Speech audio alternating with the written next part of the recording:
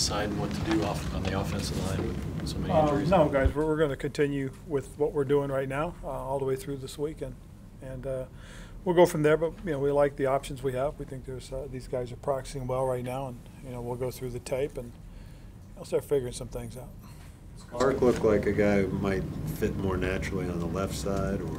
Yeah, he is. He's more of a left-handed player. That's what that's been the primary position he's played. You mentioned yesterday that he looked all right so far. Is today actually having a full day to be here? Right. Was it a little bit more growth from him today? Yeah, I think it was. Again, he's got to learn our language. That's probably the hardest thing, and be able to connect the dots in terms of what we call things to what he's done before in the past. Is it to go from where he was you said he was in great shape, but to go from where he was not working with the team to possibly playing on Sunday? That's the hard part. I mean, he's got to get used to the pushing and shoving and bumping and stuff like that again. And but he's an older vet too. It's not as if he hadn't been working out. We talked a little bit about who he's been working out with, and some of the guys that are out there are just kind of waiting like he was. So. But again, the biggest thing is his conditioning as well. I mean, you're never really ready until you start playing. That's why when you watch some teams, they don't start hitting their stride till week 3, 4, 5. I don't know. We asked you about Darryl and his specific injury. Did he re-injure that? Guys, I'm not going to talk about guys' injuries. Can you talk about his timeline? No. Hasn't been in practice this week. Would you foresee a situation where he's out there on Sunday, or Curtis Samuel? Yeah. Well, Curtis has been here every day. He just hasn't been out of practice, and he's going through his program. And so far so good. So we'll see what happens. And again, I got no timeline on any of these guys. I really don't. Coach said he'd like to get 5 or 6 of Cam's carries split up between CJ and Christian. Mm-hmm. I'm assuming you agree with that, but long term, what would that sort of look like for this offense if you can get that done? Well, I think part of it is and Norv will tell you that part of it is too is the read option stuff that he does as well. There's times when he's kept the ball when he probably could have handed it off, and that's part of it as well. So I think part of it will be as Norv gets more and more comfortable with the play calling and using certain players in certain situations. I believe he will take those 5 or 6 carries and distribute them amongst those 2 guys. I really do, and we'll see how it goes. But I just think it's a matter of time where Coach gets a much better feel for the guys he has, the weapons he has, and put those guys into play.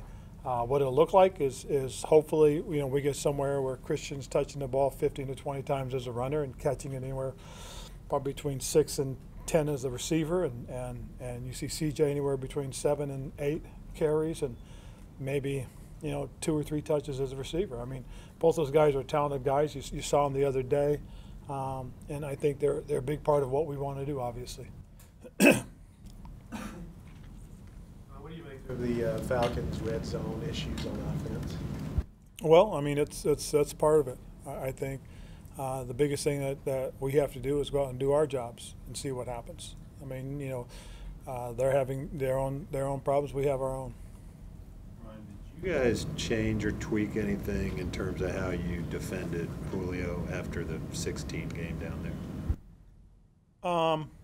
Well, I think we did our best. I'm not going to get into how we're trying to do things against players. Obviously, you would have liked to see Amini and a couple of those options at guard compete all through camp. Now that they don't have the opportunity to compete in a training camp scenario, how do you make that decision when Greg has been playing left guard, but you know that a guy like Amini can provide depth on either side? How do you make that decision? Well, again, we just watch them as they practice, and the biggest thing is I think Amini right now gives us some versatility at probably 4 positions: left guard, left tackle, right tackle. Where Greg really is a 2-hole player. He's a left guard and a center right now for us. So, we're just going to continue to look at that as to the reason why we'll do the things we do, just based on who's practicing well and who's playing well. What are you doing the rest of the weekend? Are you practicing here tomorrow? Or are you going somewhere else, or when you leaving for Atlanta? Well, we'll be here tomorrow. We have contingency plans in place. A lot of things just depend on how the weather starts to react. I know Brian Porter, his folks are monitoring things very closely. You know, we have like I said yesterday, we have a few scenarios, and you know, as we're being told what the situation is, we'll react to them. But we're ready for whatever that scenario is going to be. But you know, our plan is to be here tomorrow, and then go from there. By the afternoon, we should have answers. Potentially leave, you leave Saturday, but you potentially leave tomorrow if something were to change then? If something were to change drastically, yes. You know, we'd have to, obviously. And whether we did it by airplane or bus, I'm not quite sure which one it would be. But if we got in that situation, we probably would have to do something. Cam and everyone else said that they had total confidence in Ian and his ability to step up, and that his skill set was exactly what you'd look for in a premier tight end. Cam also said that he told Ian yesterday, hey, you know, you've got no room for error. We need you right now. Have you seen him sort of accept that onus so far this week? Well, I think so, but, you know, I'm not going to put it all on Ian because I do know this. Chris Manners has done a terrific job for us, and Alex Larma, you know, for what he does and how he does it for us has been very good. So it's not necessarily one player. I'll tell you that much right now. But I do think Ian does have the type of makeup that you look for in an every down tight end.